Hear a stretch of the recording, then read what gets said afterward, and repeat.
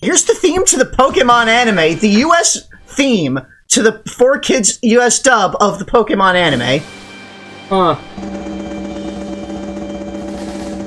Which is unique in this game because most of the songs in this game are covers. Even like the radio songs that they got, they had a team internally did a cover of the song for probably legal reasons. Yes. This is not a cover. This is the actual song. And it's the full version as well. Most of the other songs in this you'll find later are truncated weirdly. Radio edits, basically, yeah. Worse than that. Oh. So, just here, this Pokemon theme. This was actually one of the best songs in the game for me. Like, it was actually pretty cool. Yeah, this is silly to me because, like,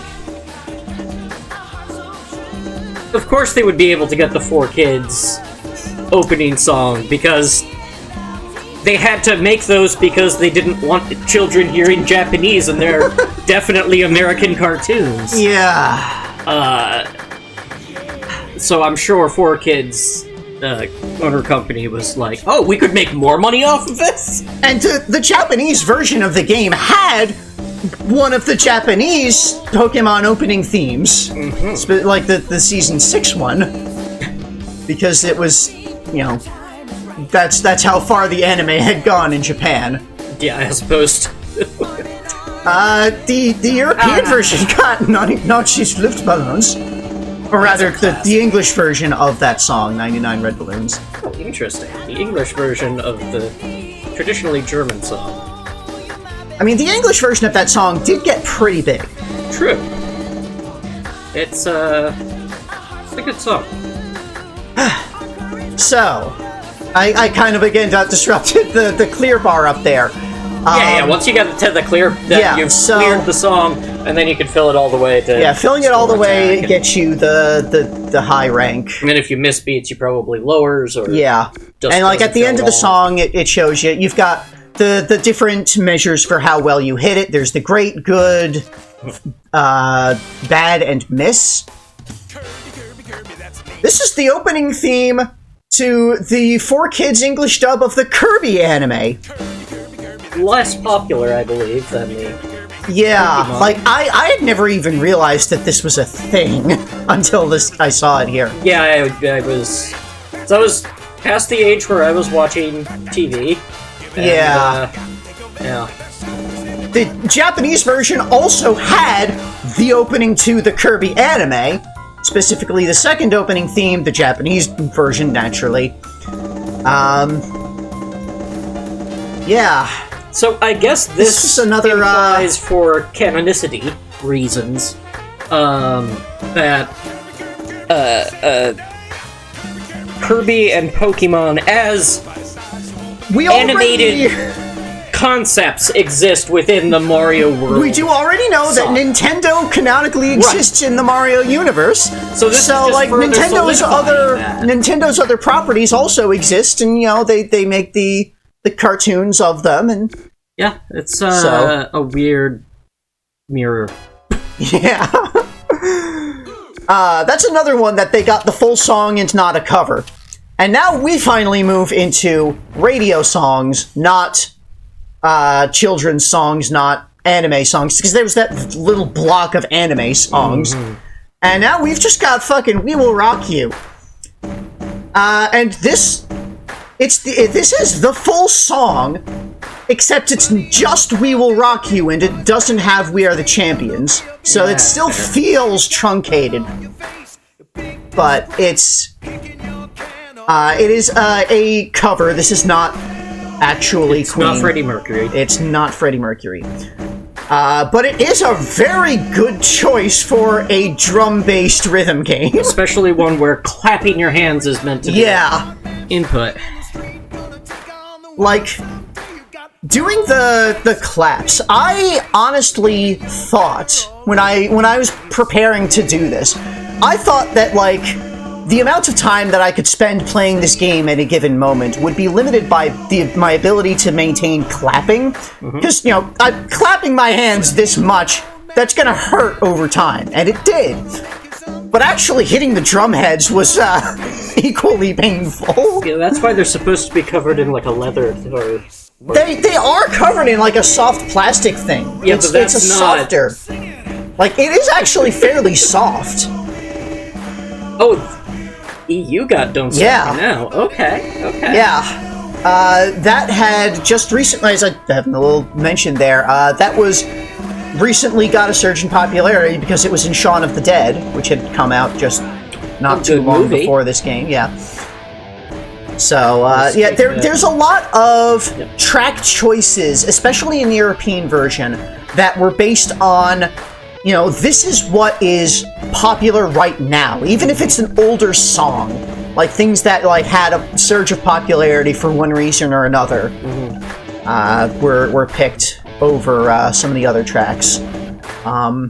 Yeah, the European and English versions, they do have a fair amount of overlap in tracks. The Japanese version is 100% different. Almost. There's like a couple of like Nintendo songs later on. I remember this from the credits of Shrek. I recall when you saw me playing this, I believe your exact words were, "I remember when this wasn't popular."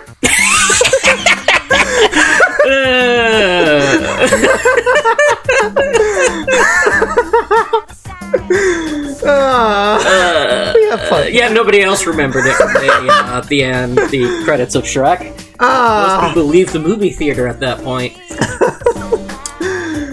Yeah, so yeah, and this was fresh in theoretically fresh in the public consciousness, because this was, okay, I guess not exactly that fresh, because this game came out in 2003. Technically, it came out in 2004 in the US. It was 2003 in Japan. And, that was... They got a Sentai. They got, one of the openings to, a Sentai show. The 27th show in the Super Sentai series, because there's... Don't get me started on Japanese Sentai shows. I don't even know enough to get started on Japanese Sentai shows. It's fair. A huge thing. It is. It's a huge We only thing. know a sliver of, like, through the Power Rangers lens. Yeah. And even that is a lot of show. I know a little bit more just because I'm kind of a huge weeb, but... Really? So this game was actually, once I got used to the delay, once I got used to the input lag delay and was like starting to get it down, this game was a lot of fun, honestly. Like, I enjoy rhythm games. I really like that kind of thing. And just like doing the drums and claps, that really felt good. So, an interesting thought that I had watching this, when I've seen people play Donkey Konga, they've, instead of clapping, used tapping the side of the bongos. Yeah. Quicker motion. Yeah, there's two things about that. So yeah, the side of the bongo has those like the gray bands. Those are kind of loose, so that like when you tap it, they shake, and that makes a noise that the microphone will pick up. Mm-hmm. Because it's not looking for the specific clap noise; it is looking for just a noise. Yeah, it's the microphone is just trying to detect a noise.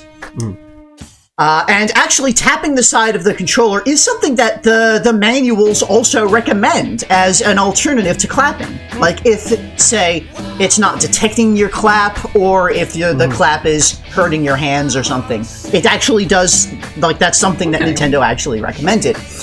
While I was going through it, my opinion was that is for cowards, and I was going to clap the whole fucking way through because I am insane. Okay. As opposed to it being an advanced technique. Again, it's something that, like, it can be very helpful as a quicker motion, but I wanted to get through all the songs the hard way, with actual claps, because that is, in many ways, the intended experience, is doing the claps, and, like, doing the taps is a concession to the limited reality of being able to clap. This took me a lot of sessions to get through, just because I could only play for about 45 minutes to an hour at a time before I needed to rest my hands because if they were in pain. And also just because it's a rhythm game, and some of the later songs, especially on the highest difficulty, got really tough. Yeah. Japan got the opening to the Hamtaro anime. You remember Hamtaro? No. Yes. I was certainly not aware of it then. Yeah, I never watched it, but I was aware it was a thing. You were about to say something.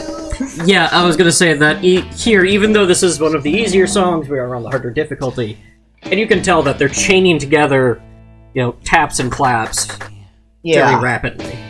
So, I can understand how hands get tired just from moving into position to perform the action. The motion wasn't that bad, because I'm in bad shape, but it's not that bad of shape. My arms weren't getting tired. It was all my hands, my palms, and like the edges of my hands that were hitting the edges of the drums. That was the part that was really hurting the most. Do you think you love me? This is a very weird one, because it's a unique new pop cover version of this old song made for the Partridge Family. What? Yeah, I do not understand why this song in particular they decided to make like a modern poppy cover of. Yes, all those Nintendo fans who are so deeply attached to Nintendo that they want to play a rhythm game based on their IP, but they were also old enough to watch and remember a 1970s sitcom? No, they're not trying to aim to people who remember the 1970s. That's why they're doing a modern pop cover of the song from the 1970s. Or was it earlier? I don't remember. We've already moved past the thing on the screen that told me that I wrote down when the song was released. When anyway, that show was. Yeah, the Japanese version got the opening theme to Legend of Starfy. European version got a second song by Supergrass, which I listened to all of the songs from the European version just so like I knew what they were. And this song is freaking good. Richard III. It's very dark. Yeah, it has a theremin. That is a good theremin. Yeah, and it's a very dark sound to like the first song from Supergrass, which was the first track listed in the European version, was a much more like almost like the Beatles.